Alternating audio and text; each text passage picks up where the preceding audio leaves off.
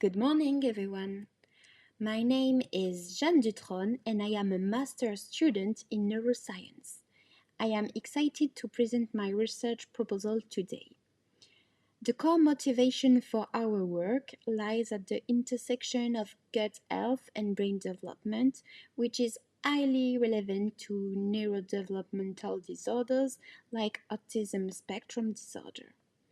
To ensure we're all on the same page, let's quickly define the key actors in my project.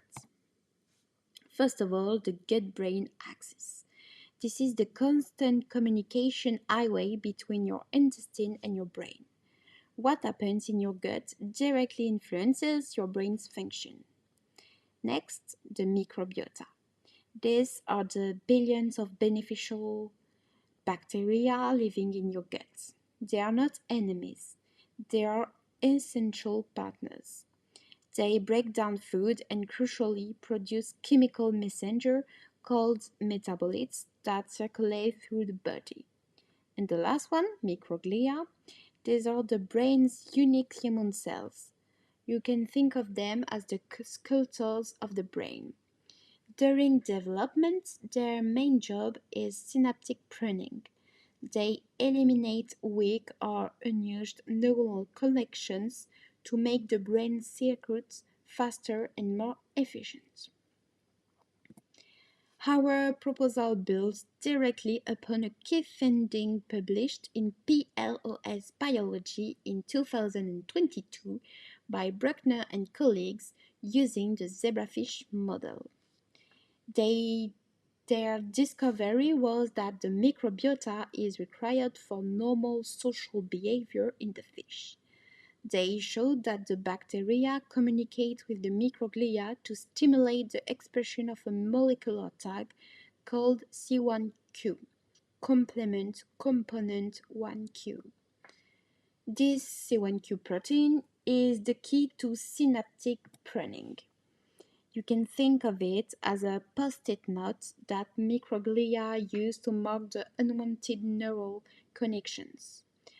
Once bound to the synapse, C1q triggers a cascade of other complement proteins which act as a molecular bridge allowing the microglia to recognize and phagocytose the target connection.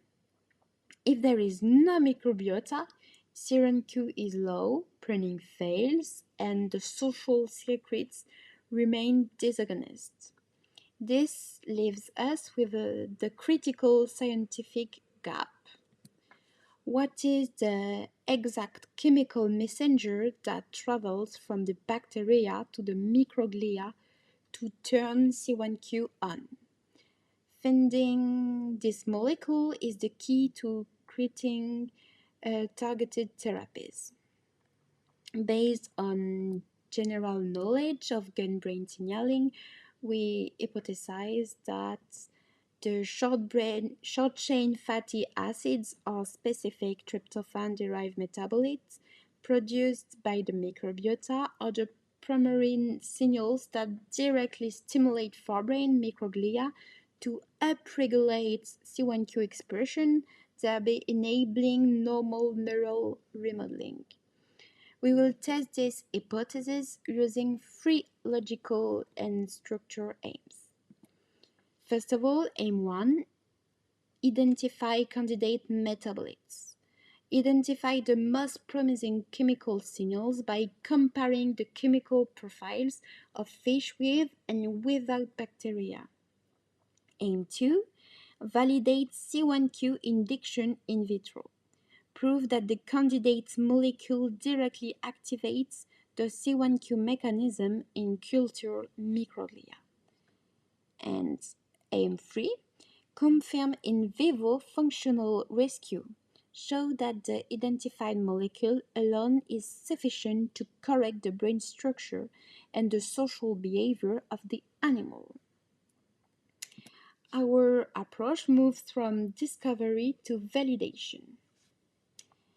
Experiment 1. Metabolomics for discovery. We will use germ-free larvae raised without bacteria and conventional larvae. We will analyze the small molecules in their environment and foreign tissue using LCMS. It's liquid chromatography mass spectrometry. This powerful technique will act as our chemical spyglass to pinpoint molecules that are abundant only in the presence of the microbiota. Experiment 2, in vitro microglia screening. We take the top candidate molecules from experiment 1 and test them on cultured zebrafish microglia. We use qPCR to measure how many copies of the C1q instruction manual are produced by the microglia after treatments. This step confirms the molecule's direct action on our target mechanism. Experiment 3, the last one, functional rescue in vivo. This is the ultimate test. We will create 3 groups: CVZ control, GF control, and GF treated with the single active metabolites. We will use confocal microscopy to look at the VV neurons and see if the molecule restores the proper pruning, less complex or cleaner structure. The VV neurons, or ventral nucleus neurons, are specific to the forebrain of the zebrafish and are essential markers for synaptic pruning linked to social behavior. Finally, we will use the social orienting tests to check if the treated fish exhibit normal social preference, proving a functional rescue. If our hypothesis is correct, the GF larvae treated with the metabolite will show a complete recovery across all metrics: C1q expression, normal, pruned, neural complexity, and normal social behavior. What if it fails? If our molecule only rescues C1q in vitro but not behavior in vivo, it suggests a structural problem such as poor penetration of the blood-brain barrier or the need for an additional cofactor. Our alternative approach would then shift to engineering the molecule for better brain access. Conclusion. To conclude, this project is crucial because it moves the field beyond correlation to causality, and by identifying the signaling molecule, we provide a direct drug-like therapeutic target that could potentially be administered to children with NDDS to support proper brain sculpting during critical developmental windows. Thank you.